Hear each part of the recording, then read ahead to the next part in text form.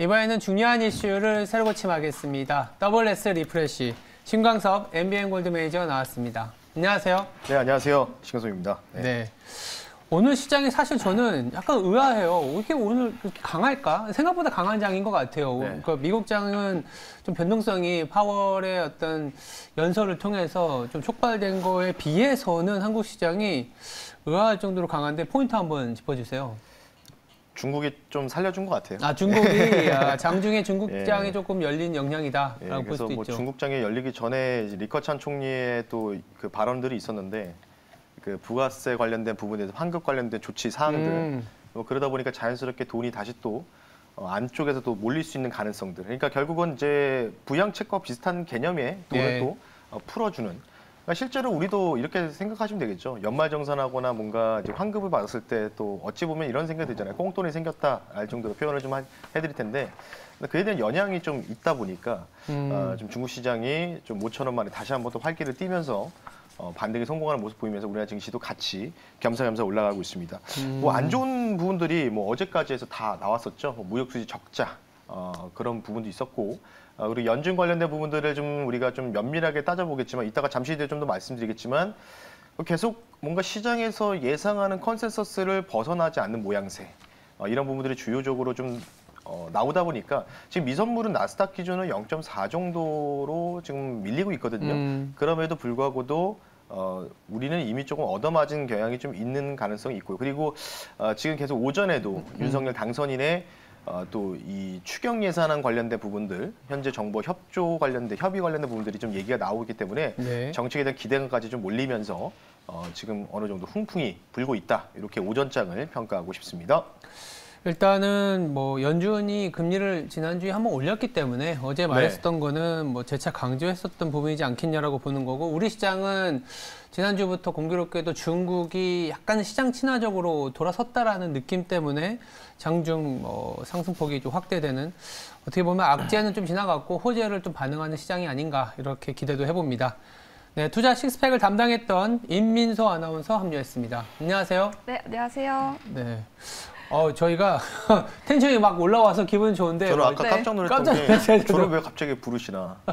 제가 한 건 아니고요. 우리 강성호 아나운서의 빙의가 됐었습니다. 네. 제가 지금 채팅창에서 막 제가 뭐 진짜 극한 직업이다. 아니면 세수를 안 한 듯한 느낌이다. 이상하다고 하는데 세수를 안 한 듯한 느낌이 저 뭐지? 메이크업 하고 왔는데 세수 안 한 것 같나요? 눈곱이 보였나? 아니 그런 게 아니고 약간 세수를 안 한 느낌은 어떤 걸까요? 모르겠어요. 제가 좀 더 그러면 예. 좀 정리되고 깔끔하게 해보도록 하겠습니다. 아니 좋습니다. 오늘 뭐 굉장히 시장도 많이 올라가고 있고 네. 아마 광서봐 잘해라라는 것들이 어쩌면 좀 타이틀화 될 수도 있을 것 같아요. 이 얘기가 나오면서 모든 종목들이나 이제 소위 말해서 이제 ETF 신광성 ETF 수익률도 좋기 코너명이 때문에 광서봐 잘하자라고 바뀔 것 같아요. 그럴 수도 있을 것 같아요.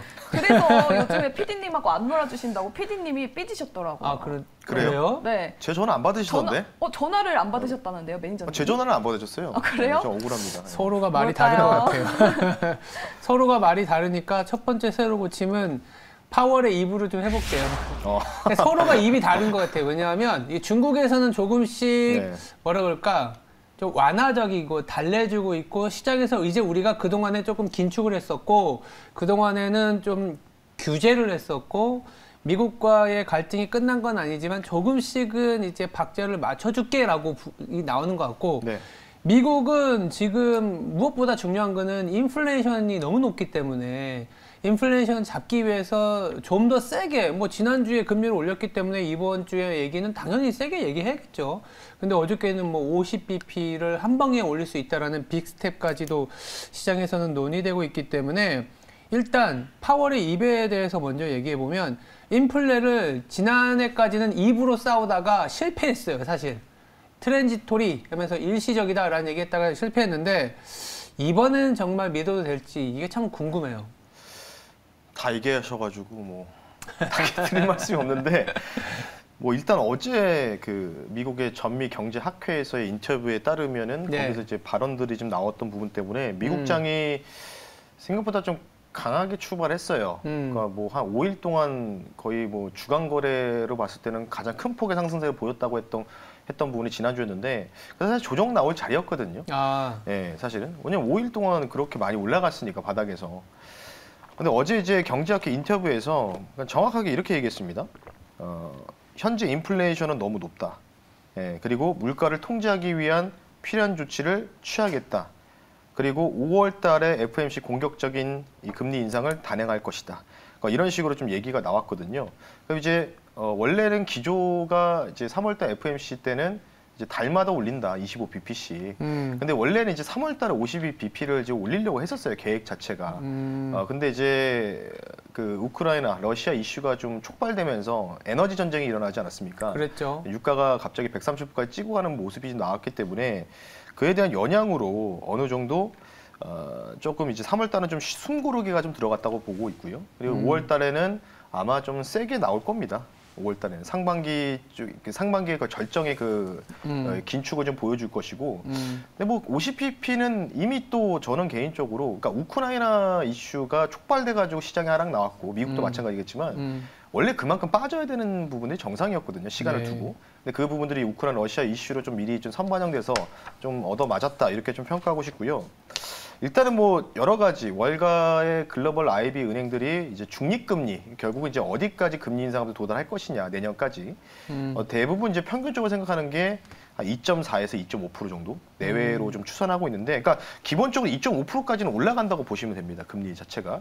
근데 지금 파월과 그 연준 위원들의 제 개인적인 사견은 어느 정도 인플레를 좀 용인하는 듯한 모습을 좀 계속해서 보이고 있거든요. 예. 3월달에 50bp 올렸어야 됩니다. 근데 안 올린 거 보니까 어쨌든 5월달에는 50bp라든지 그리고 QT 굉장히 중요하죠. QT 관련된 부분들의 스케줄 도표가 나오는지. 그래서 그런 부분 좀 봤을 때 중립금리가 우리가 생각했던 2.5%보다는 좀 더 상회할 수 있는 가능성이 있다. 결국 그게 좀 우려감인 거죠. 좀 더 올릴 수 있는 가능성들.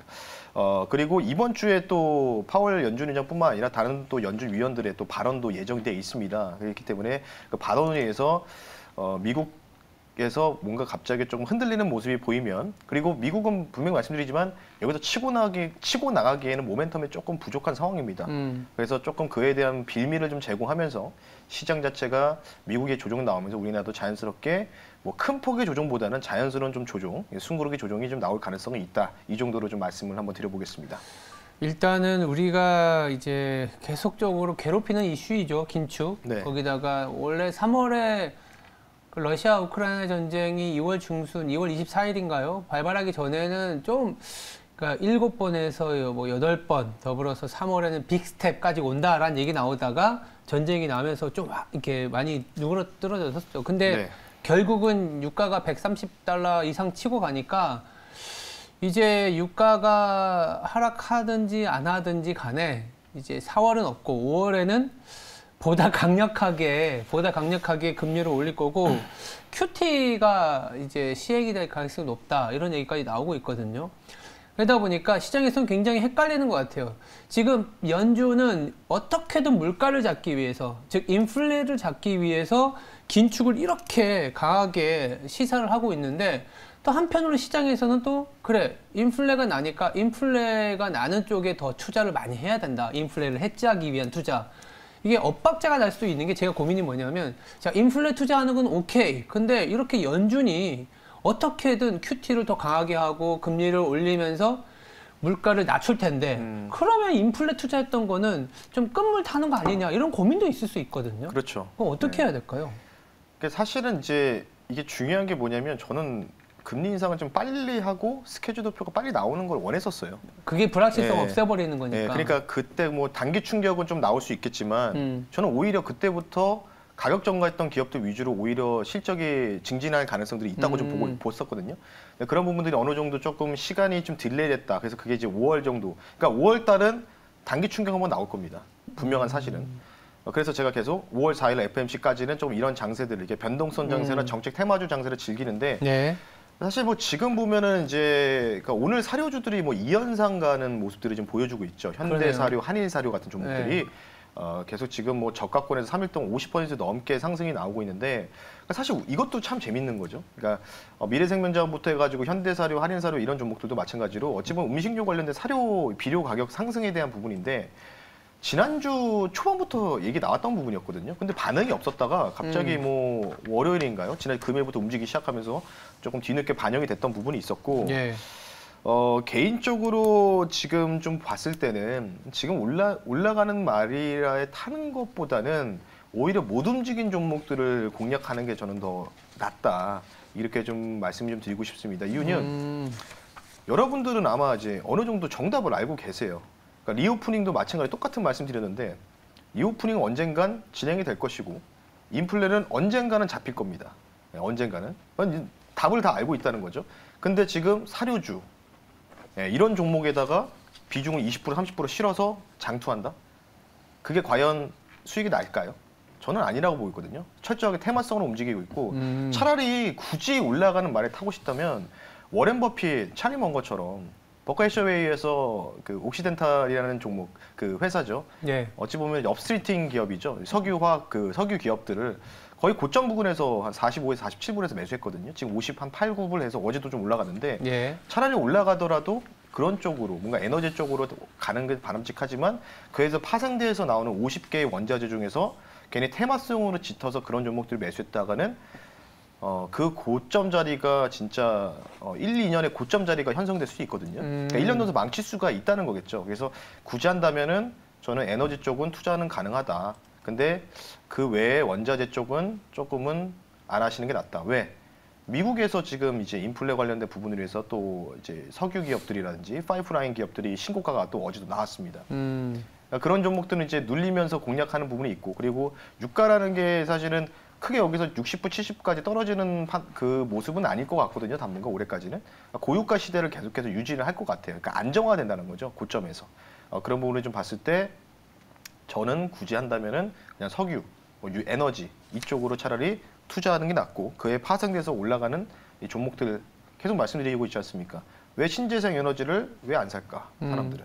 네, 의심이 많은 거죠. 한번 이전에 바이든 대통령이 당선되기 전에 테마 쪽으로 해서 템펀드나 팬펀드가 10배씩 갔거든요. 네. 아직 고점 회복 못했지만은 뭐 고점까지 보는 구간보다는 오히려 이 화석 에너지에 대해서 뭔가 대체할 수 있는 게 원전과 신재생 에너지밖에 없기 때문에 뭐 지금도 좋은 모습 보이고 있습니다. 에너지 쪽은. 그러니까 지금 딱 이런 분위기가 1, 2월 달 시장이 좀 뭔가 러시아 우크라이나 이슈 터지면서 지수 자체가 급락이 나올 때 먼저 움직였던 게 화석 에너지였죠. 그리고 나서 많이 올라갔으니까 더 못 가니까 거기서 고점에서 좀 횡보하니까 누가 갔냐. 바로 원전하고 신재생 에너지가 치고 갔다. 이 정도로만 말씀 한번 드려보겠습니다. 예. 네. 그래서 우리 매니저님이 지난번에 도시가스 관련해서 GSE 추천해 주시고 목표가를 터치했잖아요. 네. 오늘 터치했습니다. 네. 그렇죠. 그래서 GSE 같은 그런 투자 유망주 아직 주목받지 못하는 그런 종목은 또 따로 없을까요? 그러면 잠깐만 GSE가 오늘 목표가 터치했으면 오늘 한번 리뷰 부탁드려도 될까요? 오늘 이제 목표가를 터치했기 때문에 네. 이거를 이제 크게 끌고 가는 것보다 저는 딱 그 고점 대비해서 저점까지 딱 3분의 1 정도 반등 구간이죠. 딱 거기 라인이었습니다. 18% 정도 지점이. 그리고 이틀 연속 급등이 나오면서 목표가를 터치했는데 여기서 뭐 추가적으로 갈지 안 갈지는 모르겠어요. 예. 그러니까 여기서 뭔가 한번 차트 한번 보면서 말씀 한번 드려볼게요.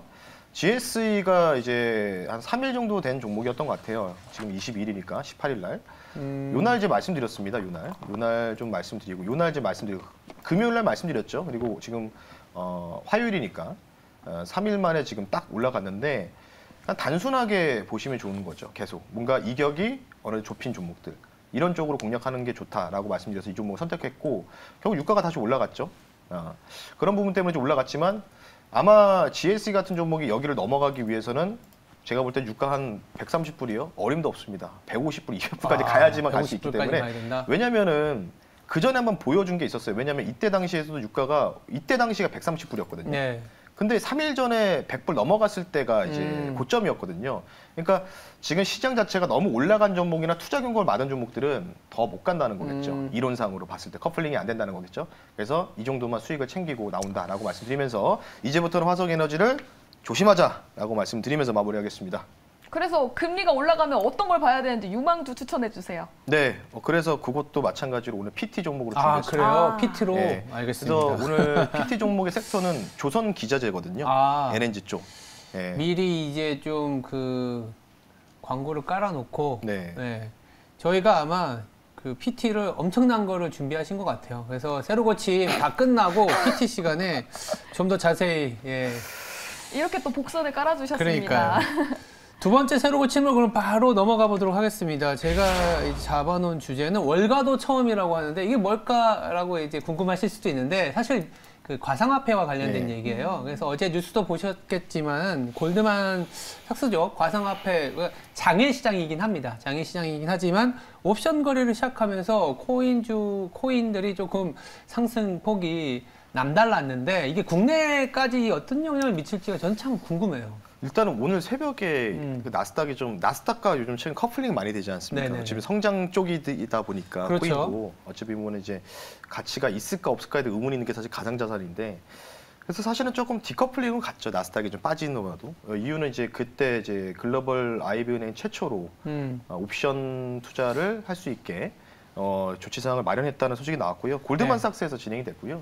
일단 여기서 주요적인 맹점이 뭐냐면 포지션 없이도 거래할 수 있는 상품을 개발했다는 뜻입니다. 그러니까 피트코인이라든지 이더리움 같은 자산이 없어도 투자할 수 있게 옵션 상품을 만들었다는 거죠. 그러니까 그런 부분들이 점진적으로 그런 제도권으로 이제 들어가기 위한 이 과정 속에 있다 이렇게 좀 보시면 좋을 것 같고, 그러니까 지금 이제 알트코인 같은 경우에도 대부분 다 이제 포진되어 있는 부분들이 비트코인이라든지 이더리움이라든지 이쪽으로 뭔가 바꿔가지고 지갑 안에 있는 이더리움 바꿔가지고 알트코인으로 바꾼 다음에 이제 매매하지 않습니까? 뭐 드래그 코인도 마찬가지겠죠. 그러니까 그런 부분들을 절차를 없애고 그냥 추종해서 매매할 수 있게. 실제로 그러니까 우리나라 치면 이제 선물에서 거기서 플러스 옵션이 있지 않습니까? 네. 그러니까 선물 포지션이 없어도 옵션 거래할 수 있듯이 이런 뭔가 증거만 있으면 옵션 거래가 할 수 있듯이 그 말판을 마련해줬다는 거죠. 그래서 골드만삭스 안에서도 디지털 자산부가 있어요. 디지털 가상자산 부서가 있는데 거기에서 이제 부서장이 또 획기적인 조치였다라고 평가할 정도로 그것 때문에 이제 이더리움과 비트코인이 이전에 한 단기 고점 연역을 지금 거의 근처까지 온 상황입니다. 이제는 고점 아직 멀었지만 그것 때문에 전반적으로 올라갔으니까 자연스럽게 어떻게 되죠? P2E 게임주들 기반을 갖고 있는 거죠. 드래그 코인이나 이런 코인을 갖고 있는 게임주들도 오늘 멋진 모습을 보여주고 있죠. 뭐 결제 관련된 부분에서 다날도 벌써 뭐 12,000원까지 만원, 한 2주 전만 해도 10,000원 초반이었는데 벌써 20% 넘게 지금 상승이 나오고 있고요. 전반적으로 그래서 오늘 뭐 네오이지 홀딩스, 컴투스 홀딩스, 위메이드 같은 종목들이 다시 올라오고 있는데 중요한 게 뭐냐면 이더리움과 게임주를 같이 보자고 말씀을 드렸는데 이더리움은 좀 많이 올라왔어요. 근데 이제 네오이지 홀딩스나 컴투스 홀딩스, 위메이드의 주가를 보시면 계속 박스권입니다. 어찌 보면은 상당 맞고 밀리고 이더리움 가격 떨어지면 툭 밀리고 하단에서 지지받고 올라가고 계속 이런 패턴들이 지금 진행이 되고 있기 때문에 P2E 쪽이 가장 그 영향을 많이 받죠. 그래서 오늘 그것 때문에 올라갔다라고 좀 보시면 좋을 것 같고 관련된 부분에서 아직까지는 뭐 제도권에 들어오는 부분들이 아직은 미비한 건 사실입니다. 법정 쪽이 아니기 때문에. 그래서 어쨌든 단발적인 이슈로만 우리가 체크해야 되고 이게 계속 뭔가 다른 이제 글로벌 IB 은행까지 이제 파생돼서 나오면은 그때부터 뭔가 활성화되기 시작하면은 그게 또 호재거리로 작용할 수 있는데 아직까지는 뭐 이런 호재가 나왔는데도 오랜만에 호재 나왔거든요. 비트코인 쪽에서 가상화폐. 하지만 게임주 P2E 쪽에 그런 매기는 그렇게 뭐 좋은 상황은 아니다. 단발적인 이슈로 조금 받아들인 것 같다. 이 정도로 말씀 한번 드려보겠습니다. 그럼 국내의 어떤 P2E나 뭐 가상화폐, NFT와 관련된 모멘텀이라고 할까요? 그러려면 이제 이슈나 이벤트를 좀 체크해야 될 필요가 있을 것 같아요. 혹시 우리가 그런 지금 뭐 P2E 아니면 어제 뭐 예를 들어서 가상화폐의 어떤 주가가 올라갔을 때 관심 있게 봐야 되는 부분들이 좀 있을 것 같거든요. 이벤트 어떤 게 있을까요? 일단 뭐 정책이겠죠. 그렇죠. 일단 일수를 볼 수 있는 게 일단 뭐 이재명 후보와 윤석열 당선인의 정책이 거의 비슷했거든요. 네. 사실은. 일단 뭐 기본적으로 디지털 자산 기본법을 공약을 전제로 깔고 가고요. 디지털 자산 관련돼서 뭐 지금 얘기 나오는 게 좀 오버스럽게 얘기하면은 뭐 디지털 자산 청도 만들 수 있다. 청? 예. 그러니까 격상을 시키는 거죠 부서에서. 예, 그래서 그런 얘기도 좀 들리는데 아직 뭐 인수위원회에서 제가 어제 발표되어 온 내용은 4월 4일에 1차 발의안을 만들고 그리고 4월 18일 2차, 그리고 5월 2일 날 윤 당선인에게 보고하는 시스템으로 일단 일정이 놔둬있는데 4월 4일 날 좀 봐야 되겠죠. 그 관련된 부분들, 디지털 화폐 관련된 부분들에 대해서 기본법 관련된 부분이 제정되는지, 그리고 뭐 부서가 청으로 격상되는 현상들이 나오면 당연히 좀 실질적으로 프리미엄이 많이 붙을 수밖에 없고요.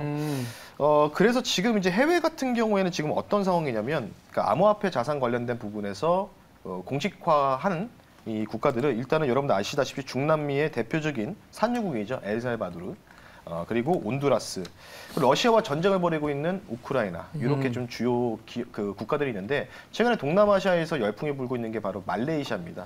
말레이시아에서도 이 법정화폐 관련돼서 가상자산을 지정하겠다, 뭐 이런 지금 움직임들이 나오고 있기 때문에 관심 있게 좀 보셔야 될 것 같고, 우크라이나가 요즘에 재미있는 게 이게 좀 그 전쟁 중이다 보니까 이 군사 자금을 조달하기 위해서 지금 기부를 많이 받고 있는데, 예. 우크라이나 측에서 이제 특히 NFT를 활용해 가지고 우크라이나 NFT를 발행해서 그걸로 이제 군사 자금을 조달하겠다는 또 입장도 밝혔습니다. 지금 뭐 최근 전쟁이 뭐 이 디지털 전쟁이라고 부를 정도로 그런 식으로 뭔가 전 세계적으로 기부를 받고 있는 추세이기 때문에 현재도 받고 있습니다. 비트코인, 이더리움으로 기부를 받으면서 진행하고 있기 때문에 이런 분위기들이 계속해서 확장이 되면은 뭐 좋은 분위기 나오겠지만, 제가 판단했을 때 지금 나오고 있는 NFT 관련주라든지 P2E 게임주들이 확실하게 올라오기 위해서는 일단은 어불성설이다 먼저 말씀드리고요. 뭔가 비트코인의 이더리움 가격이 크게 치고 가는 형태가 보여야 되는데, 제가 아까 말씀드렸죠. 이번 주에 또 연준 위원들의 또 발언들이 좀 예정돼 있기 때문에 거기서 뭔가 또 생각보다 매파적인 발언 나오면은 나스닥 하락 나오면서 같이 또 돈마저 하락 나올 수 있는 가능성이 있습니다. 그래서 관련된 부분을 봤을 때 아마 이 종목들이 움직이기 위해서는 윤석열 당선인의 정책, 4월 4일 날 1차 발의 관련된 부분들이 나오기 때문에 4월 4일 이후에 한번 접근해보는 게 저는 좋지 않을까, 이렇게 생각이 드는 차원에서 말씀 한번 드려봤습니다. 그렇다면 NFT, 메타버스 본격적 반등은 4월 초 지나서 좀 보자, 이렇게 정리를 할 수 있는 거네요. 그렇죠. 일단 4월 4일 날 1차 안이 나오기 때문에 거기에 과연 포함되어 있는지 그거를 먼저 집중적으로 봐야 되지 않을까. 그래서 결국은 이제 정부가 확실하게 뭔가 모멘텀을 지원해 줄 수 있는 부분이 있어야 된다고 보고 있거든요, 지금은. 왜냐하면 지금 나올 재료들이 많이 나온 상황이라고 좀 보고 있습니다. 예, 나올 재료들. 그래서 거기서 뭔가 확실한 뭔가 이제 정책적인 부분의 지원들이 1차 안에 나오게 된다면, 그러면 그때는 뭐 P2E라든지 이쪽이 좀 크게 좀 급등 나올 수 있는 가능성이 있다. 이렇게 좀 말씀드리고 싶고, 마지막으로 큰 그림을 말씀드리면, 네. 굳이 만약에 정고점, 그러니까 컴퓨터솔직스라든지 위메드 같은 종목들이 정고점 넘어가기 위한 모멘텀은 딱 하나밖에 없다. 어떤 거죠? 5월 FMC 이후에 차라리. 근데 과연 갈까요? 금리 인상기. 네. 정고점까지 가기는 좀 무리지 않을까, 이렇게 좀 생각하는 차원에서 말씀 한번 드려봤습니다. 네. 그러면 이렇게 금리가 계속 인상되는 이 시점에서 성장주를 바라보는 게 맞는 건가요?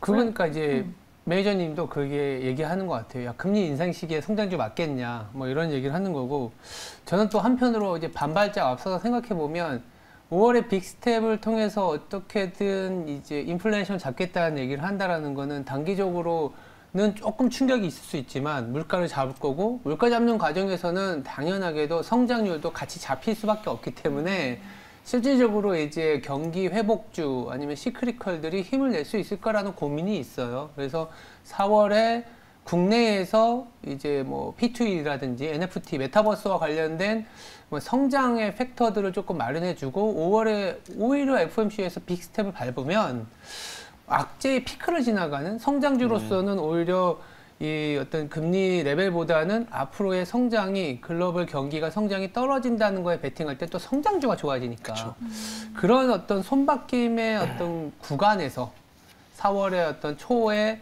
우리나라의 정책을 좀 봐야 되지 않겠냐라는 생각은 하고, 이게 좀 어려운 것 같아요. 지금 금리 인상기인데다가 물가는 굉장히 높아져 있어서 인플레이션 해지는 해야 되겠지. 네, 맞습니다. 근데 금리를 올리면 인플레이션 잡힐 거니까 언제 성장주로 들어가야 될지가 고민이 되는 타이밍에 이벤트적으로는 4월 4일이라고 말씀하셨잖아요. 네.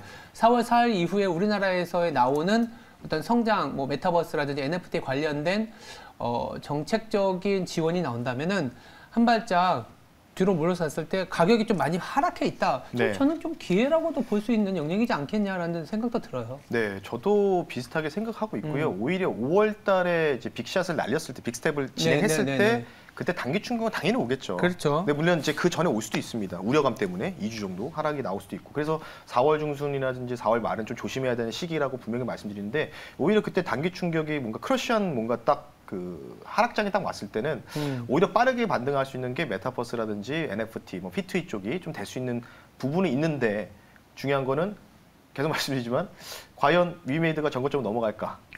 이거가 이제 그거겠죠. 그러니까 지금 이제 위메이드가 고점에서 지금 반토막 이상 났잖아요. 지금 10만 원 내외이기 때문에 고점까지는 좀 힘들지 않을까. 위메이드가 올라갈 때는 위믹스가 워낙 광풍이었잖아요. 그래서 그것까지는 아니더라도 워낙 주가가 많이 하락한 상황이기 때문에 이게 박스피 우리가 이제 터널을 지나가는 과정에서는 사실 손바뀜이 굉장히 빠르게 일어나서 네, 맞습니다. 이게 하락이 이제 언제까지 진행이 될지 모르겠지만 전환점을 마련했을 수 있는 거로는 이제 어떤 정책적인 이벤트가 중요하지 않겠냐 이런 생각도 들어서 여쭤봤습니다. 그럼 4월 4일까지 조금씩 분할 매수하면 될까요? 대놓고 훅 들어오시죠. 너무 궁금해서. 언제 사냐고 물어보시는 거잖아요. 그러니까. 저라면은 지금 굳이 이거를 담아야 될까? 이런 생각이 들어요. 왜냐면은 먹을 게 많아요. 그러니까 꼭 이거 아니더라도. 예, 그러니까 지난번에 제가 어제도 그 정견년 500개 기업 대상으로 설문조사 결과 말씀드리지 않습니까? AI 나왔었고. AI 로봇, 네. 뭐 디스플레이, 네. 뭐 반도체, 시스템 반도체, 뭐 PCB도 포함되어 있었고 다 있는데 굳이 지금 이제 조금 이제 우려감이 있는 종목들을 매수하는 것, 물론 이제 여기서 단기 반등 정도 나올 수 있겠죠. 뭔가 모멘텀 붙으면. 근데 지금 정책이 길게 보면은 그 좀 보면 6개 정도로 압축할 수 있거든요. 이렇게 돌아가면서 그렇게 볼 수 있기 때문에 유가가 또 고유가 시대니까 다른 먹거리를 풍력 찾는 사셔야죠. 걸로? 풍력 알겠습니다. 네.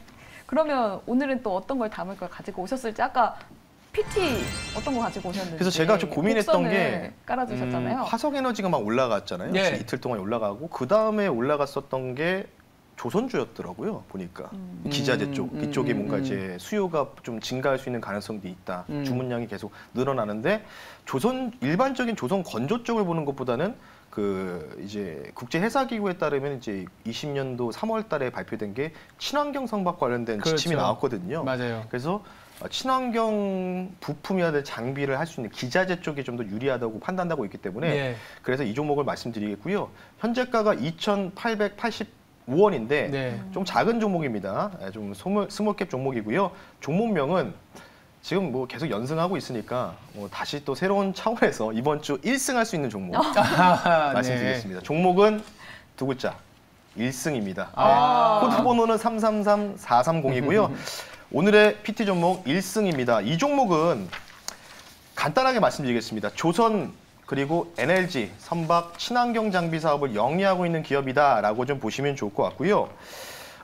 최근 어제 한국가스공사와 미국의 쉘 업체죠. LNG 벙커링 사업을 본격화하는 수혜가 나왔습니다. 이 회사가 뭐 하는 회사냐?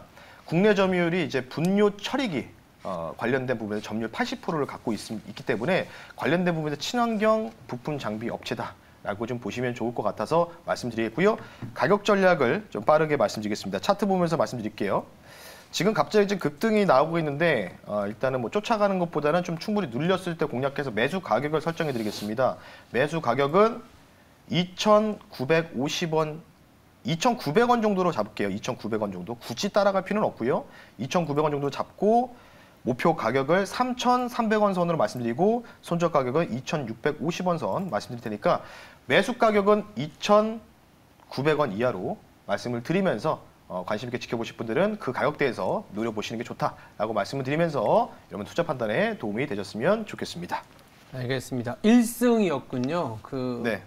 장황하게 깔았던 목선이 1승, 뭐 2승, 맞습니다. 3승, 4승 뭐 가는 그 초석이었으면 좋겠습니다. 알겠습니다. 지금까지 WS 리프레시였습니다. 두 분 내일 뵙겠습니다. 네, 감사합니다.